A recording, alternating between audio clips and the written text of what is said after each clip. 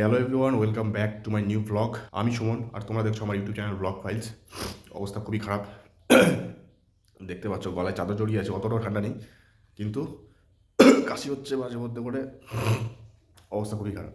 তো মা কী করেছে, বাসক পাতার রস করে রেখেছে। বাসক পাতাটা খুবই প্রয়োজন যাদের কাশি টাশি হয়, সিরাপ টিরাপ খাওয়ার থাকে। বাসক পাতা আর হচ্ছে ওই তুলসী পাতা, আদা টাদা দিয়ে, গরম মশলা দিয়ে, গোটা গরম মশলা দিয়ে চা গোটা দিনে 1 ঘন্টা 2 ঘন্টা পর পর খেতে থাকো, তাহলেই হয়ে যায়।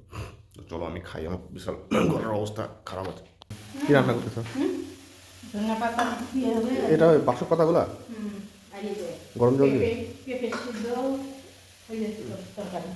হ্যাঁ, এই যে আলু ছাড়া না, কাজু বাদাম, এইটাই বুঝছো, কাজু বাদাম দিয়ে। আর এমনি বাদাম আর ঠিক আছে।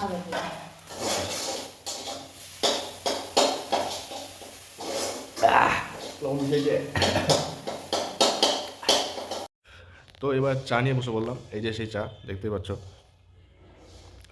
চায়ের কালার মানে কি, চা পাতা খুব কম, আমি চা খাই না, যার জন্য চা পাতা খুব কম, আর সঙ্গে একটু গুড়, আমাদের গোটা গোলমরিচ, লবঙ্গ, তারপরে দারচিনি, তারপর আদা বাটা, ঠিক আছে, আর হচ্ছে তুলসী পাতা ফুটিয়ে নিয়ে লাস্টে একটুখানি গুড় আর একটুখানি চা পাতা। আজকে ভাবছি তো যাবো বানগড়ে কয়েকটা ইয়ে করতে, শ্যুট করতে। বানগড়ের ব্যাপারে তোমাদেরকে দেখাবো। বানগড়ের একটা ভিডিও তোমরা দেখেছো, আর একটা বাকি আছে, সেটা হচ্ছে তোমার ওই ঊষা রানীর বিয়ের মণ্ডপ, আই থিঙ্ক বলে 4টা পিলার আছে। অনেকে বলে ঊষা রানীর বিয়ের মণ্ডপ, অনেকে বলে যে না এখানে একটা মন্দির ছিল, সেই মন্দিরের 4টে স্তম্ভ, জানি না। তো সেটার ভিডিওটা তোমাদেরকে আজকে শেয়ার করবো। কালকে আমার পুরাতন জিনিস খুঁজতে গিয়ে অনেক পেলাম, কার্ড পেলাম। আজকে কি পেয়েছি, এই যে আমার সেই পুরনো র্যাকেট ব্যাট। এইটা হচ্ছে আমি খেলতাম মোটামুটি মাধ্যমিকের আগে, ওই রকমই 7-8 বছর আগে। এখনও ঠিক আছে, কামাচি। আরে যে পুচকি কিনে নিয়ে আসলো, বাড়িতে 2টা ব্যাট আছে, তাও কিনে নিয়ে আসলো। তাই নাকি? তাই নতুন ব্যাট খেলা যায় না? এটা আমাদের কোর্ট। হ্যাঁ, পারে না। এত কত উঁচু থেকে আসলে তো মারতে সুবিধা হয়।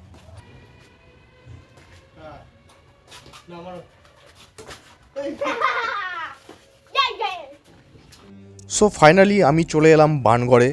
আর বানগড়ের মেন ভিডিও কিন্তু তোমরা দেখেছো। আজকে যেটা তোমাদেরকে দেখাবো সেটা বানগড়ের মেন দুর্গ থেকে একটু দূরে। সেটা হচ্ছে ঊষা রানীর বিয়ের মণ্ডপ।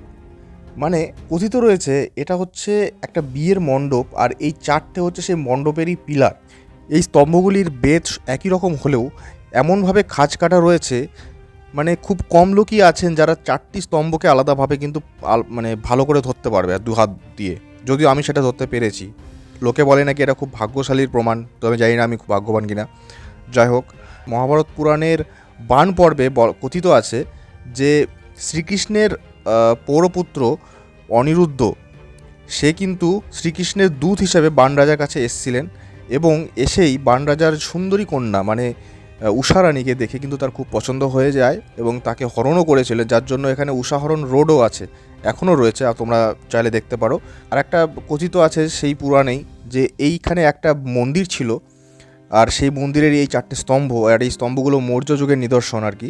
আর এইখানেই কিন্তু ঊষা রানী এবং অনিরুদ্ধের বিয়েটা হয়েছিল। তো যাই হোক, তো তোমাদেরকে আমি আজকে যেটা শেয়ার করলাম সেটা হচ্ছে ঊষা রানীর এই ছায়ামণ্ডপের এই স্তম্ভগুলো। তোমরা অবশ্যই একবার করে কিন্তু গিয়ে ধরে দেখতে পারো, তোমরা কতটা ভাগ্যশালী সেটা আমাকে কমেন্ট সেকশনে জানিও। তো যাই হোক, এগুলো সবই কথিত, আমি জানি না এই ইতিহাসের খুলাসা কবে হবে, সরকার কবে ইন্টারেস্ট দেখাবে। তো আজকে আমাদের বানগড়ের একটু ছোট্ট ইনফরমেশন তোমাদেরকে দেওয়ার চেষ্টা করলাম। তোমরা এইভাবেই কিন্তু ভিডিওগুলো দেখতে থাকো। আমার লেগেছিল সর্দি আর কাশি, যার জন্য বানগড় থেকে আসার সময় পোলট্রির একটু মাংস নিয়ে নিলাম। আর এটাকে আজকে আমি রান্না করব একদম গোটা গরম মশলা দিয়ে, যাতে সেই মশলার ঝাঁঝে আমার একটু গলাটা আরাম পাবে কাশির থেকে।